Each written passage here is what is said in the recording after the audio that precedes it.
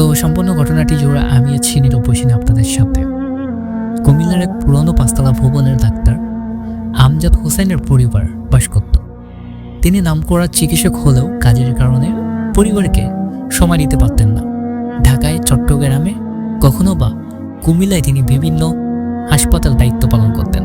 তার স্ত্রী, 10 বছর বয়সী মেয়ে, 7 বছর বয়সী ছেলে এবং স্ত্রীর গর্ভে 8 মাসের একটি সন্তান নিয়ে পুরনো বাড়িটি তাদের আশ্রয়স্থল। ভবনের নিচতলায় একটি মাদ্রাসা থাকায় সেখানে নিয়মিত ছাত্রদের আসা যাওয়া থাকত।